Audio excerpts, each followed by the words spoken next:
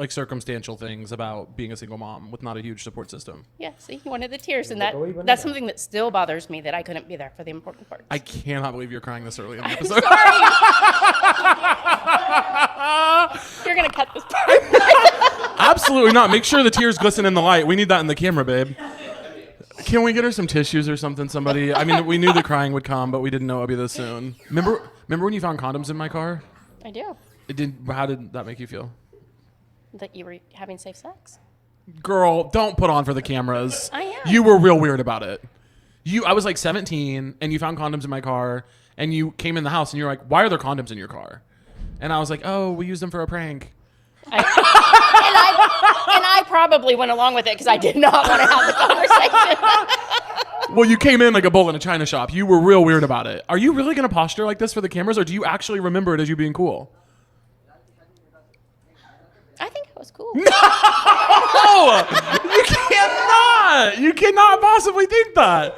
You were real weird about it, but whatever. I need to talk about it with hundreds of thousands of people, you know, but it does feel like I feel sad that the youth who had this moment in pandemic and stuff where they were getting to know their body more, a lot of people, and were like, oh, I do feel non-binary. And this has been a thing for like thousands of years, like a third gender. And I'm noticing this because I'm not under the gaze of a really patriarchal dominant society for a second. I'm understanding this, and then a lot of them did feel like I have to take this back because not only is it being teased a lot, it's being like truly like put in danger by our government. Yeah. I think there's just boys and girls. You're like not even man and women. Yeah, okay? I don't know. Well, you're a part of me. See, but that's a crazy thing to say to someone. I'm a part of you. You are a part of me. And I like that you feel that way. You're a great mom, but do you know that cells actually cross back and forth from a child to a mother when they're in the womb? Yeah, but that happened so long ago for us. They say that the cells stay in there, that even after you have the child, you still have some of their cells inside of you. And I think that's why moms are so good to their children, and their children break their hearts because they don't have any cells from the mom in them. So you think that there's cells from me and you, but not you and me? Yep. And you think that's why you can't stop texting me? My cells make me do it, yes. Yeah. You're looking for a sort of biological approach to why you're needy towards me, and that's what you've landed on. We were hanging out with a bunch of comics, and Holmes was basically saying that they were distressed because they felt like you had wronged this person, this comic. You felt like you were on the bad side of this comic for some reason. There's so many details I can't do, but basically it's just someone that I really, really loved, is close to someone who I thought was a loser. Yeah. And basically Holmes was like telling everyone at the table confidently, like, it just really sucks because like everybody knows this guy, and if we're on his bad side, like it would like really suck because everyone knows him. And literally then we're like, wait, who is it? And then Holmes said the name. It's a very funny name.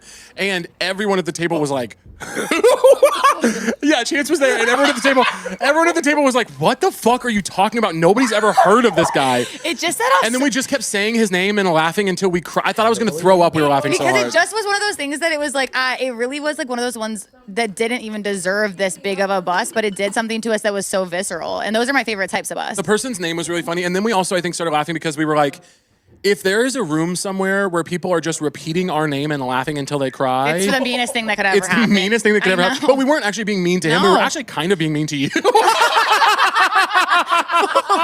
Fully. Like we were like, what are you talking about? Fully. And then we were being mean to ourselves because we were like, oh, this is actually not even funny. The fact that we're still laughing is stupid. And then we just kept crying. But that's when you laugh the most, is when you're like, this is dumb. Why are we doing this? Remember the day? Now, was this a summer job or a full-time out of high school job? When were you guys working together? It was a full-time job. Well, it would have been when I was 19. So you had Colton already. Mm-hmm. So you're chasing this guy down with a 1-year-old baby at home.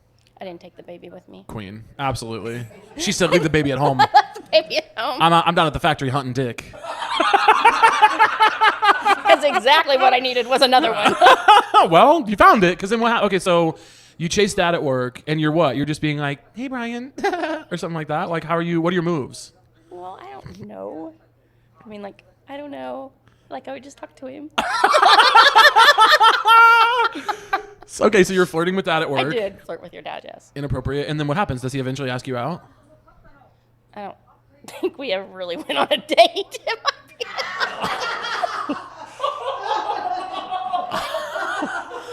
Wait.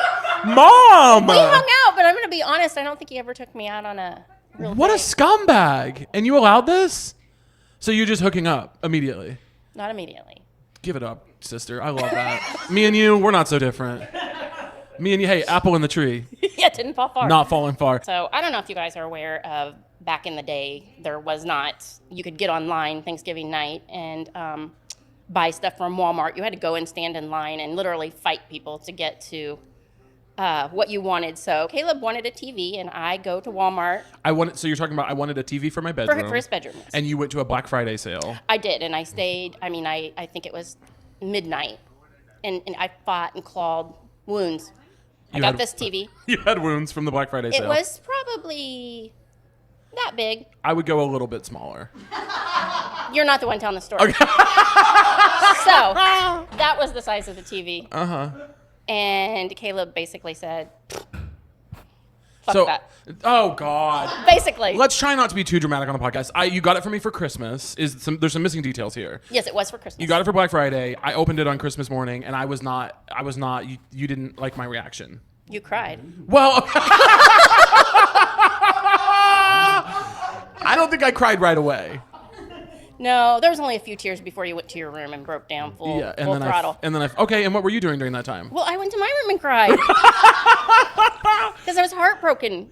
Because I wasn't appreciative enough. I wanted a bigger TV.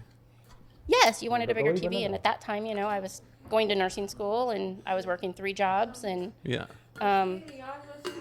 Caleb was very needy, and I just couldn't afford him. Yeah. So look, no one would argue. I'm clearly the villain in this story. You obviously come off really well. Bringing up nursing school and the 3 jobs is a nice touch. Yes. It's a nice touch. That was the reality. Waiting at my hotel with like a bunch of sweets and weed. It really meant the world to me. And then I was like, I just want to stay in the hotel forever. I just want to lay down. And then at 11 p.m., I had a second wind. The whole day you were like, I'm not leaving the hotel. We're not doing anything tonight. Don't plan on it. I was like, okay, we won't do anything tonight. I knew it. He did this new technique because normally you did a new technique. I'm finding new trickery and ways around Holmes's boundaries. It actually worked really, really well. It was crazy because I really felt like I had gotten past you, kind of tricking me in new little sneak ways. And I was like, new technique, and he kept being like, I don't know what you are calling this new technique. And you were like, they're like, I'm setting a hard boundary. My energy is such that I can't go out tonight. I'm not leaving the hotel. I was like, sounds good. We'll sit in the hotel. Yeah. He was like, we'll be in the hotel. He was like, I don't even want to go dancing, really. No worries. But then you dropped me off at college. Yes, I do. Do you want to tell people about it? Oh, so I drop him off at college. We talk on the way there, and nothing's said. It's like a 3 or 4 hour drive. Yeah, I get ready to leave. He's like, by the way, I'm gay.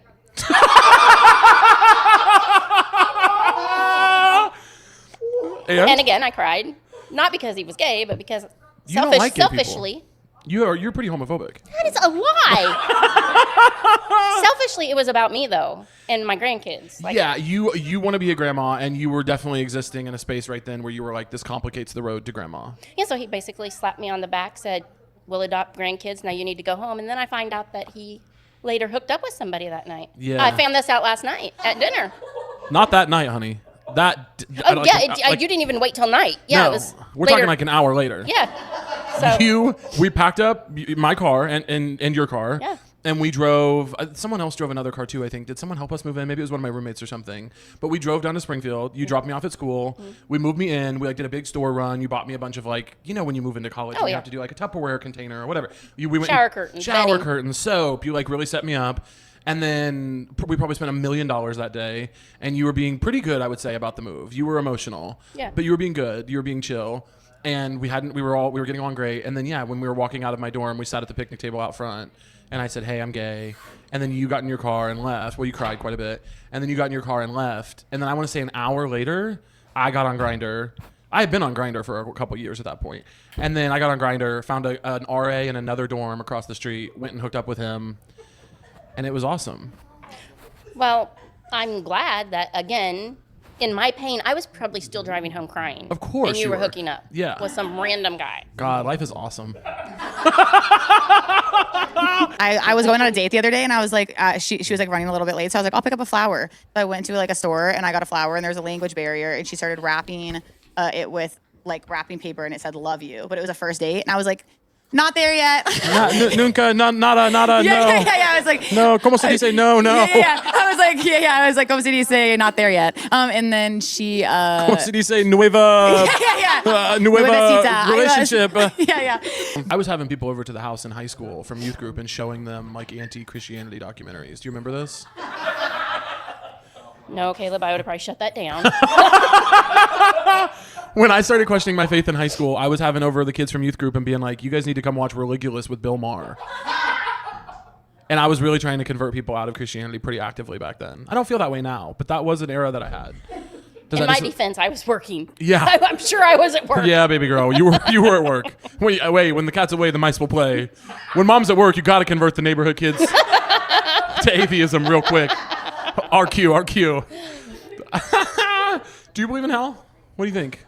Do I believe in You hell? said something devastating to me recently about this. I sometimes feel like the world we live in is hell. Yeah, so